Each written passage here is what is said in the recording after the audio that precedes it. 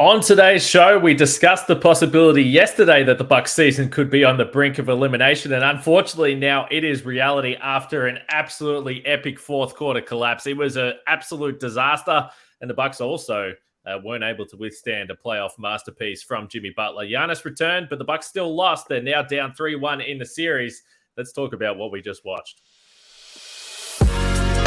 You are Locked On Bucks, your daily Milwaukee Bucks podcast. Part of the Locked On Podcast Network, your team every day.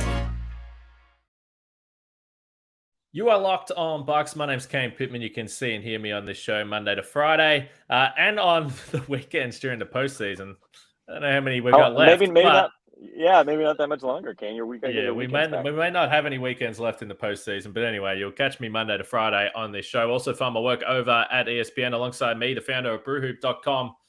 And longtime voice of the podcast, Frank Madden, for today's episode that's brought to you by the Game Time app. Create an account, use the code LOCKEDONNBA for $20 off your first purchase. Last minute tickets, lowest price guaranteed. There is going to be a Game 5, 8:30 p.m. Wednesday night. You can listen to that on the SiriusXM radio app. Download the SXM app, search for Bucks, and you can listen to Dave Kane and Justin Garcia in Game 5. Back in Milwaukee, that's at least something for the Bucks. And we do thank you for making Locked On Bucks your first watch or first listen of every single weekday, because we appreciate the support and we appreciate the venting that's going on from Bucks fans over the last few days. And I think it's only going to continue because this was a disastrous game for Milwaukee. But subscribe, drop a like, drop a comment, and get involved in the show. We appreciate all your support. Now, as we can see, Frank Madden is in a car right now. He's not at home. And he's gone completely pitch black. And I'm glad that he just laughed, so we know that he's still here. I'm also glad that he's able to have a laugh because, Frank, this game, and I know what everyone's going to want to do. Everyone's going to want to talk about this team needs wholesale changes. Bud needs to be fired, and I totally understand that. But we have got an entire offseason to talk about what's going to happen. But I think for tonight, we need to talk about what we saw in this game.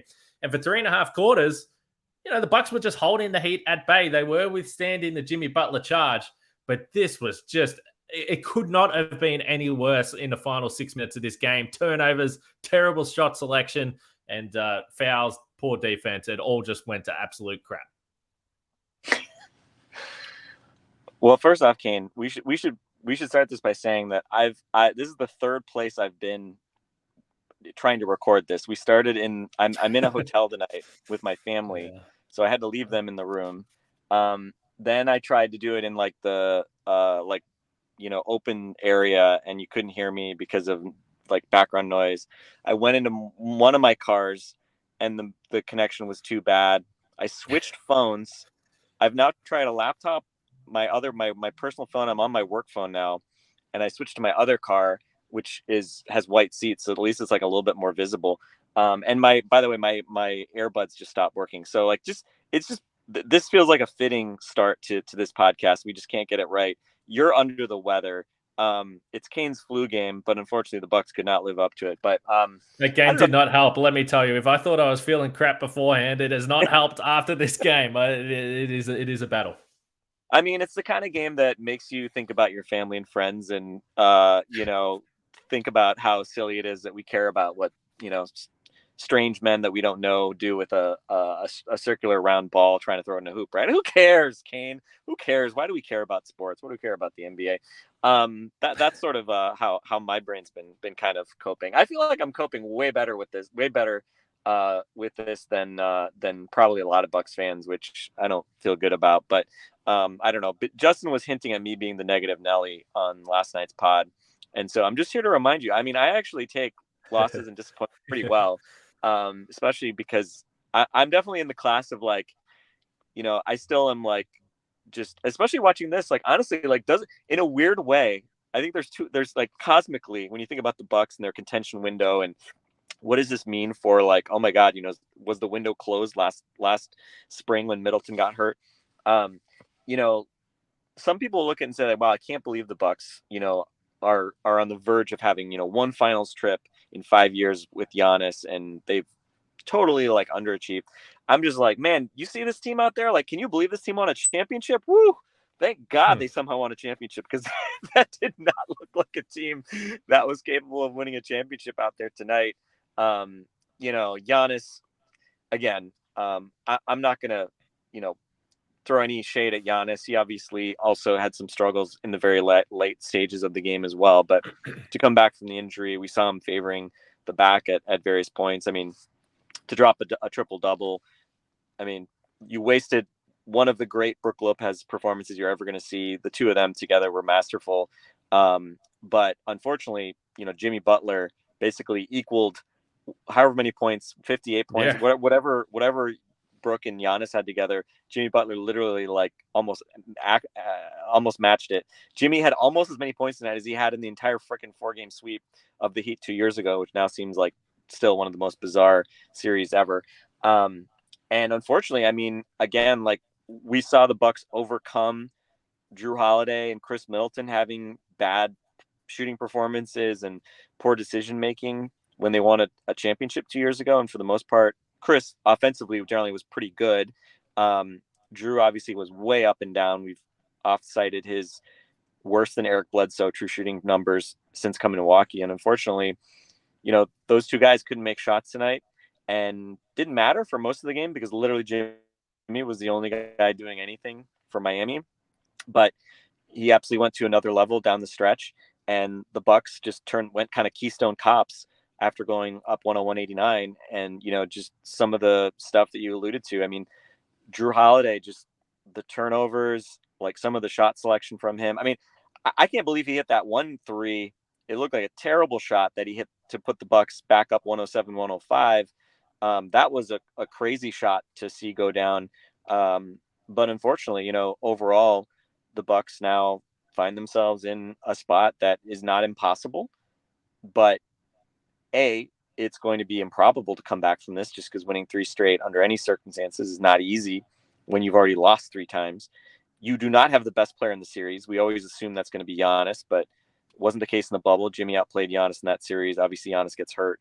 In this series, obviously, Giannis has been a bystander up until tonight. And as good as he was tonight, Jimmy Butler is just on a different level right now. And the Heat have the best player in the series, and they have a 3-1 lead. The only thing they don't have is the home court advantage over the final three games. So, yeah, I mean, this is just kind of a massive gut check. We thought tonight was a massive gut check. What should have been a massive gut check. For 41 minutes, the Bucks answered the call. And for the last 7, they completely wilted. And, just, again, how much of this was them giving the game away versus Jimmy Butler just taking it from them? I'd argue it was both of those things. And, again, a Heat team that is, down multiple guys. They've literally got nobody else that you really trust to create offense other than Jimmy, and it just didn't matter tonight. Yeah, so a few things that I was thinking as this game was wearing on, because as you pointed to, we have seen this team on the road and in different situations, and maybe not in a perfect night overall, find ways to win games. And as I was watching this game play out, and I again, you weren't getting a perfect Middleton game. I've got some thoughts on him we'll get to. And then Jrue, obviously, I mean, all night long, some of the shots he was taking were just awful. But he continued to come up with defensive plays, and he had the classic dead set steal the ball out of Butler's hands and go down the other way for transition. He was jumping into passing lanes. He was doing some incredible defensive stuff. And I know Butler has 56. As you said, Butler's on a different level right now. When you say the best guy in the series, obviously, I know people will jump on that because that's what they'll do. But, Giannis has played, this is basically his first game in the series tonight. And I thought Giannis was awesome, particularly as a facilitator. I don't think that we saw the aggressive Giannis that we've seen in terms of attacking the basket, because I do think he was either purposely cautious because he didn't want to be flying in the air and hitting the floor and doing all those crazy things. But he was able to use his gravity for just beautiful look-away passes. The pass to Brook Lopez, had me standing up. I mean, in my flu game, Nelly hit the deck, but I was standing up because it was just so beautiful. So I thought that Giannis did a lot of amazing things. But clearly tonight, Jimmy Butler was the player of the game. And I thought when Jrue Holiday hit that crazy 3 that you were talking about, I was having flashbacks to 2021. And I was thinking to myself, I mean, we saw Jrue do this where he couldn't hit a shot all night long in Brooklyn. Then he comes up with big shot after big shot down the stretch. And I was thinking maybe he's going to do that again in this playoff game and the Bucks will find a way to get through. but they didn't. I do want to talk to you about Middleton and Holiday and just some of the stuff we saw down the stretch with these turnovers, because I just finished listening to Mike Budenholzer. He definitely referenced a lack of composure, and people want to talk about Bud. So I'll ask you if you've got any gripes with Bud out of this game as well. But first, we'll talk about our friends over at Game Time. And look, hopefully there's a couple more home games for the Bucks. But if you're looking for last-minute tickets, Game Time is the place to buy tickets to your favorite events, because it shouldn't be stressful. And Game Time is fast and easy way to buy tickets for all sports, music, comedy, and theater near you. They have flash deals and last-minute tickets, easy to find and buy for every event in your area, and you get to see the view of your seat as well as having the lowest price guarantee, event cancellation protection, job loss protection, and other stuff there that's nice for the buyer. So download the Game Time app, create an account, and use the code LOCKEDONNBA for $20 off your first purchase. Terms apply. Again, create an account and redeem code LOCKEDONNBA for $20 off. Download Game Time today. Last-minute tickets, lowest price guaranteed, and the Bucks fans are going to need some support in Game 5. Let's be honest here. You know what is fascinating, though? Our friends over at FanDuel I want to talk about now as well, because the NBA playoffs are getting to a pretty interesting point, not exactly a happy point if you're a Bucks fan. And as I look at FanDuel, the series odds for Miami and Milwaukee, Miami leading 3-1.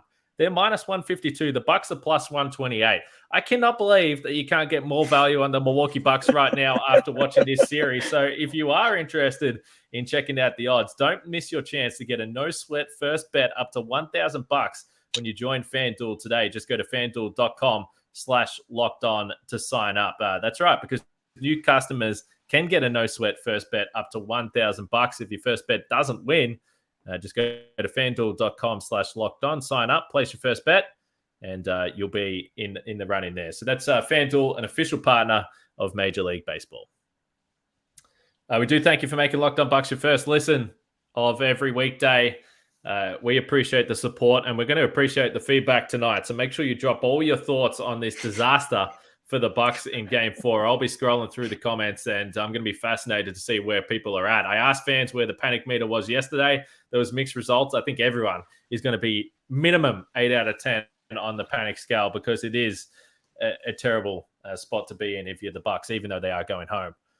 Khris Middleton just looked, and I don't know if this is just an Australian word, but Khris Middleton looked knackered tonight, Frank, and that's exhausted, if people are wondering. He did. He just looked like he had no energy at all. And I spoke about it on the last post-game pod that, you know, all of a sudden you got Duncan Robinson who just cannot miss, and Khris Middleton's chasing Duncan Robinson around. He was very sloppy with the ball in hand. He didn't seem to have legs in this game. He always looks kind of tired, but he looked exhausted tonight. And this is the other concern if you're the Bucks. Not only is Giannis hobbled, Khris Middleton is getting into a zone where he hasn't had to be all season long. He played 37 minutes tonight, and now you're playing every other day. So I thought Middleton's been pretty good to this point in the series, but tonight wasn't a great night, and he didn't look like he had a lot of legs left, which is just another concern to add to the pile. I was pretty surprised. Middleton had 3 turnovers. Jrue Holiday had 1. Didn't feel like that, did it? Because it felt like all of them came in the last 6 minutes. Giannis had 6 turnovers. He always turns it over a lot, unfortunately. Honestly, I don't know. I mean, Khris, 14 points on 12 shots, 8 assists, a steal, 3 turnovers, 6 fouls. I mean, it's obvious, I think, that he cannot defend Jimmy Butler. Like, there's no chance. No. Jimmy sees Khris. It's, he's a freight train with, I don't know what, like a Mini Cooper in the trolley tracks. Like, he's just going to destroy it. And I think that is obviously a problem in this series. It's a problem in these playoffs. It is a problem as you think about the Bucks, long-term kind of roster construction and contending window, right? The fact that Khris just physically does not look capable of defending at a high level anymore. But I don't know. I mean, honestly, like, did Khris look more tired? I don't even know if he did look more tired. I don't know. I mean, this was not Chris's worst game. That the Holiday shot selection was really the thing that stood out to me. And this was, again, 6 out of 19 for Jrue, 4 assists. had 3 assists last game. Like, it just feels like he's had blinders on the last couple of games. And, we were talking with Eric, and yeah, he made a very good point, right? Like, without Giannis, the Bucks' best players, like when they get pushed, like they don't really like fight fight back, attack you offensively. Jrue actually tries to do that. It's interesting that Jrue is like so incapable of drawing free throws. He had 0 free throws again tonight because he's like trying to force the issue, right? He's trying to use his physicality, which I like the fact that he's trying to use his physicality, but he also goes 2 for 11 on threes tonight. And a couple, there was one, I think the Bucks were up 14 early in the fourth quarter. And he just launched like a terrible quick corner three. And it was like he was going for like a kill shot or something. And, just one of those possessions we're going to look back and say, man, what's the deal? Like, why? What is the logic with that? And, Jrue's aggressiveness offensively has long been a double-edged sword, right? Like, he's hit some amazing shots, some huge clutch shots, especially during the regular season. You mentioned, kind of having a terrible game in Brooklyn in Game 7, then hitting some big shots late in that game. But yeah, I mean, again, like, I think typically we've been lucky in that Khris and Jrue, like at least one of them typically plays well. And, Khris actually played offensively very well in the 2 losses coming into this game. But it's a problem, right? And again, I think that's something that, I mean, to me, like, we'll obviously have a lot of time to talk about like the Bucks, contention window and people talking about blowing it up. And it's like, I don't know what you're going to blow up. I mean, to me, blowing up is trading Giannis at this point. I think it's worth asking the question, like, well, what degrees of freedom do you have if, you look at Jrue's offense or Chris's defense and say that they're not good enough anymore? But to me, like, the Bucks have kind of made their bed. And, if you just don't want to pay Khris or if you want to get rid of Jrue, you could trade Jrue Holiday. I'm sure someone would happily give you stuff for him, but like, what are you going to get for him? Khris being having the ability to opt out. Like, I mean, it's first off, I mean, part of me is still feeling like, okay, premature, right? Like, let's wait until the season's actually over before we start thinking about the off season. But yeah, I totally get it, right? I totally get people kind of looking at what's been going on and questioning, like, kind of, is this roster good enough? And it's kind of funny, Kane. I don't know how you felt about it, but I had this weird sort of dichotomy coming these playoffs. Like, on the one hand, like, in some respects, I was never more confident in a Bucks team because they had the number 1 seed, they were fully healthy, and had a good path kind of charted to get at least to the conference finals against Boston. On the other hand, that loss to the Celtics, I just keep going back to that thing. And the way that they just got absolutely like embarrassed and just kind of like just freaking took it, man. Like, they just got roasted. And again, one game in the regular season, I mean, it doesn't condemn anything. Like, it's easy to like look back and be like, oh, well, we should have known then, right? But something about that was a really high stakes regular season game. You get very few of those, and the Bucks just looked cooked in that game. And so that made me very concerned about a Boston matchup. And of course, now the great irony is right now you're not looking like you're going to get anywhere close to a Boston matchup because you got to win 2 more rounds to even get to that. So, so I think there's tons of questions that, I think the Bucks are going to have to answer regardless of how the season goes. They could win the finals. There's still going to be questions they're going to have to answer because of how many guys are going to need to be paid, extended, whatever it might be. But obviously, like, to be setting yourself up to go out like this is, hugely disappointing. And, we haven't talked about Bud, obviously, but I mean, I didn't think there was any way that Bud was going to have his job in jeopardy in practical terms after the season. Kind of not so sure about that one anymore. If they lose at home in Game 5 and lose this series 4-1, I think you got to look at this team and say, like, all right, are you getting rid of the coaches or are you getting rid of players? Because to me, that shows that you pretty much laid down. And, we obviously haven't had any discussion about Bud losing the locker room this year, given how the regular season went. Really not since the dog days of of the net series did we really think about Bud in terms of just like, maybe Bud just like these guys just aren't going to be able to do it for him. So, I mean, yeah, everything's in play, I think, within reason, but I think certainly thinking long and hard about this coaching staff. And if, again, this has been a weird series, but that's the way this sport is, right? Like weird stuff happens. And as I always say, there's a saying in investing, specifically short selling, that the market can stay irrational longer than you can stay solvent sometimes. By that meaning that, you can say like, oh, well, that, the basketball equivalent being like, oh, well, Jimmy Butler can't do this for a whole series, right? He can't shoot 40% every game for a whole series. It's only a 7-game series. Like literally anything can happen. Bryn Forbes can freaking outscore Jimmy Butler in a playoff series. Giannis can, put up these massive numbers. Like stuff happens. Sometimes it makes sense. Like when Giannis plays well, sometimes it doesn't make sense. But Jimmy Butler, I mean, he's proven he can be an incredible playoff performer. And, I think that was probably the thing we didn't talk enough about after game 2. Like Bucks won game 2, but they didn't have any answers for Jimmy Butler in game 2 either. They didn't have any answers for Jimmy Butler in game 3. And, whatever that was even worse than anything we'd seen previously. And I mean, I thought Jrue got up in Jimmy in the second quarter and looked like it was finally kind of tiring him out a little bit. I think that's your only hope at this point, right? And then hope that they're putting Giannis into actions, because we saw Giannis also could create doubt, and Jimmy picked up his dribble a few times against Giannis and some of those things. So, yeah, I mean, I don't envy Mike Budenholzer right now.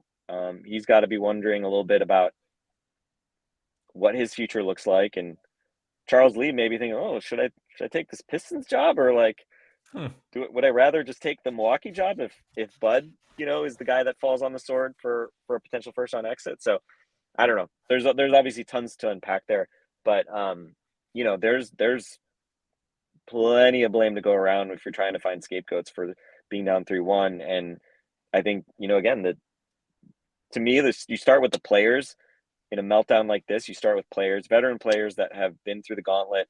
We saw them win clutch game after clutch game when they hadn't won anything to win an NBA championship. And now they've done it, and, they do something like we saw today and just completely melt down. It's the craziness of sports, and it sucks if you're a Bucks fan, but, they ran into just a performance from Jimmy Butler that I don't know if I've ever seen a better playoff performance, right? We talk about that KD performance in game 6 and game 7. But this was about as impressive as I've ever seen. And, again, like, I hope that's the best version of Jimmy Butler we're going to see, because if he keeps even doing what he's done in games 1 through 3, then it's going to be really, really difficult for the Bucks to come back and win this series. 3 straight wins they need to get out of the first round. One thing I'll never do is doubt Giannis. I mean, I thought he considering visibly playing through stuff, I thought he was pretty damn good tonight. And when the Bucks, even that were just trying to keep that lead, Giannis just did some stuff that was just out of this world that enabled them to be there. And I understand why people are looking at the big picture stuff, because even though I'm not someone that jumps to it straight away, even if the Bucks get through this series, I guess most people now are looking at it and saying, well, okay, like what? You go to game 7 and you beat Miami.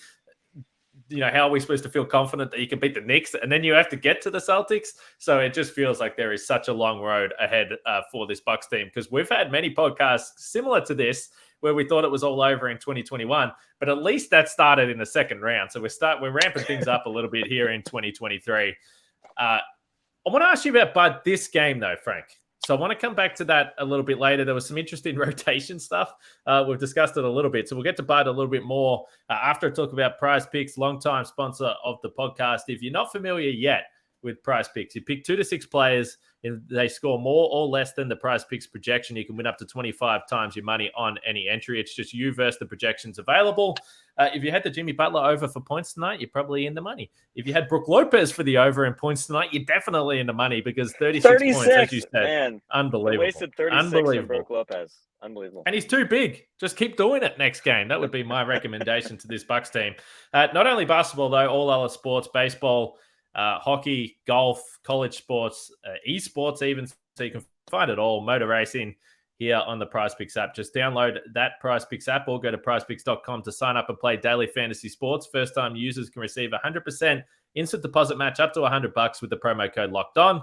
Deposit 100, they'll give you 100. Deposit 50, they'll give you 50. Don't forget to enter the promo code Locked On at sign up for an instant deposit match up to $100. That's PrizePicks. As I said, there is a Game 5, 8:30 p.m. Central Time on Wednesday night. Go to SiriusXM, the SXM app. You can download that, search for Bucks, and you'll find the hometown broadcast there with Dave Kane and our good friend Justin Garcia. Mike Budenholzer's performance today. Interesting just notes purely from the rotation standpoint. So Javon Carter doesn't play. Jay Crowder doesn't play. And we've seen Bud do this in the past, even back to 2019. When things get absolutely desperate, he's like, I don't care. I'm happy to cut guys out of the rotation. And he went with 8 guys tonight. Giannis, as we mentioned, his performance, but he played 38 despite being looking, obviously pretty sore, pretty ginger at times there. Is there anything down the stretch of this game that you can point your finger and say, okay, well, this was Bud? Because we saw the Bucks, honestly, looking out of control offensively. Things, to me, took a real dark turn when they got the ball to half court. Giannis, I didn't see a good replay of it. Tried to call timeout. Somehow everyone ends up on the deck and Jimmy Butler throws down a dunk. Bud was asked about it after the game, and he was just very short and sharp and said, yeah, they didn't give us a timeout. So I don't know what happened because I didn't see a good angle, but it was awful down the stretch. Is there anything that Bud should have done differently, or was this just the players just completely running around like headless chooks? I mean, you can't absolve Bud and the coaching staff from that type of collapse. Like Jay Crowder going, he's now done the full Mirotic, right? Like, as far as being the big trade deadline acquisition to being completely benched, right? He's 2 rounds ahead of where Mirotic was. Mirotic, I think, took until the conference finals before he got benched unceremoniously. Jay Crowder only took him 3 games in the playoffs. So shout out to Jay Crowder. A lot obviously was made of him and kind of his importance. And I mean, what did he do in the first 3 games? Didn't look like he could defend Jimmy Butler. Didn't look like he could make any difference defensively. Didn't look like he could bring anything offensively. I mean, the idea that you're just going to start playing Jay Crowder and Jay Crowder is going to be the answer to like the Jimmy Butler problem just seems like out of touch with the reality of what Jay Crowder is right now. Is he as bad as what we've seen in this series? I don't think so, but you don't really have time to give a long leash to Jay Crowder right now. Unfortunately, Pat Connaughton, who obviously had played well the past couple of games in terms of hitting shots, goes 1 of 6 from 3 today, right? And if he makes 1 or 2 of those, had some really wide open looks, maybe you get a different result. And other than that, I mean, Bobby Portis didn't play much at all, which I'm not going to sit here and complain about. We know Bobby's a defensive liability, and if he's not scoring a lot, then obviously it's harder to kind of make things work. And with Giannis and Brook playing the way they were on both ends, kind of hard to complain about too much. And again, does Javon Carter make a big difference? I mean, I don't know. I have a hard time looking at. I mean, this is the problem. Is the Bucks have a ton of guys who are, solid depth pieces, but as far as who deserves to play in these kind of like, when it's absolute like must-win territory, unfortunately, like rotation-wise. Oh no, we've lost Frank. The car reception is gone there. But I think the point he was making. You might be back. You might be back. We're getting some spotty connection here. Yeah. Anyway, this is, I think, the basketball gods telling us to maybe stop thinking about this game. But I don't know. I mean, it's how do you get Khris Middleton, on track? Like we saw Giannis had the ball in his hands a lot tonight. Is there more they can do with Giannis as a roller? Obviously, what they did with Brook being a roller worked extremely well. So I was happy to see that. But I think an obvious question would just be like, how do you get more from Khris and Jrue Holiday? But on a game like this, like, why would you want to give them the ball more? They didn't, they played so poorly. Like it's tough. So I don't know. And defensively, I mean, I think honestly, I think Jrue Holiday is just going to have to really like go full Jrue Holiday, pressuring Jimmy Butler every time he has the ball. We saw that at various points. And then obviously switch Giannis when you have that. I think, at least you forced a lot of tougher shots when Giannis was switched onto him, even if it didn't always prevent Jimmy from getting buckets. But I don't know. Will we see them just outright blitz Jimmy, when games really matter? Maybe, but we've seen the Heat knock down open threes too. So it's not like this is the Bulls last year where they could just sit on DeRozan and you just knew that the Bulls were going to miss shots. So no easy answers. But again, you look at that Heat lineup, it's like, really? Can't beat these guys? All right. I think another number, and I think you're right. I think it's time to wrap this up. We've still got another podcast tomorrow we're going to get through, by the way. For the everydayers that are still stomaching the Locked On Bucks podcast on a daily basis, we'll have another show tomorrow. But the other number that stands out, I know we briefly referenced the free throw stuff, but 18 free throw attempts for Butler and only 4 for Giannis. Again, I do think that Giannis he looked like he was willing to take the ball to the basket. He had some beautiful Euro steps and finishes there. Obviously, some big dunks, but 4 free throws to 18 for Butler. That's not an equation that is typically going to help the Bucks offensively as well. Normally, you can mark him down in a playoff game for 12 free throws. So that's obviously something else to watch here, because we've spoken about the Bucks struggling to get to the free throw line. They actually got 20 attempts tonight, but that's a tough equation for this team to overcome if Giannis is only getting to the free throw line 4 times. I mean, it's crazy looking at the shot distribution tonight. Miami was 9 for 19 at the rim. I mean, Brook Lopez, just some incredible defensive plays at the rim.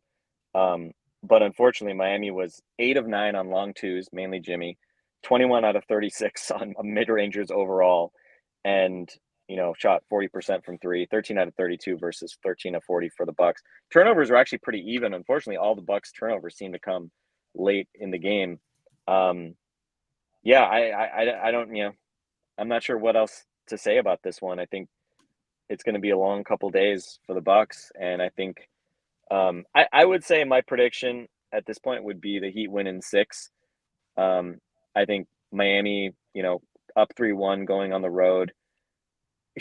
You hope that, the normal psychology, as we saw in game 2, like the road team is like, we got them coming back game 6. Like, role players don't play quite as out of their minds on the road, that you can get back on track, and hopefully the Bucks take yet another gut check and actually show up for this one in game 5. And, everybody's going to say it. It's one game at a time at this point, but it was coming into this game too. So we'll see. I mean, I would certainly favor the Bucks in game 5, but to kind of be staring on the gun down the barrel. I mean, it's that game 6 obviously is going to be really difficult, and psychologically, I think that's the big thing right now is just, can the Bucks do anything to get Jimmy playing like a normal human being again?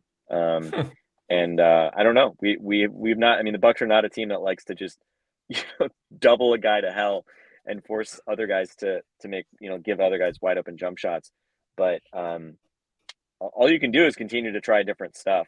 So we'll see. But obviously we talked about Jrue Holiday not really being able to bother Jimmy, especially inside the arc once he actually gets to his spots.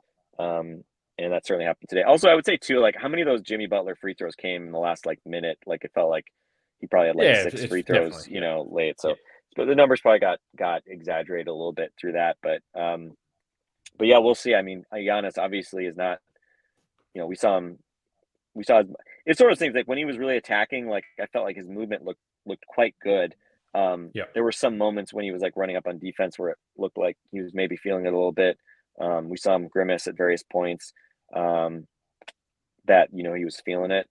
But it was interesting. I mean, they didn't just like park him in the corner and, or have to put him on the bench. I mean, he was quarterbacking the offense, through much of that fourth quarter, and it worked up until it didn't, so it'll be interesting to see kind of how they manage him. You just hope that, I mean, if you could get this version of Giannis physically the rest of the series, you probably take that at this point, just because of the risk of re-injury and things like that. Like, I don't know. I'm not saying this is definitely not 100% Giannis, but it was an impressive night for him coming back and being able to do what he was able to do on both ends. And he's obviously such a difference maker that you normally would like your chances. But I don't know. Was it?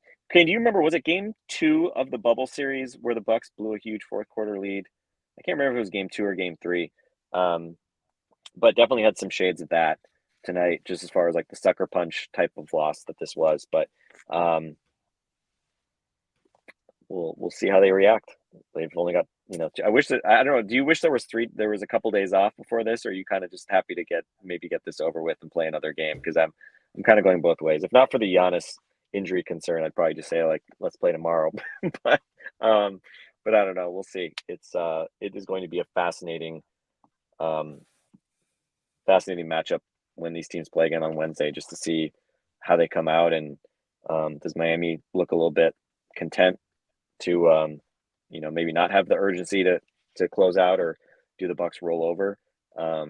Obviously, we hope they don't roll over, but it's a long way to go right now.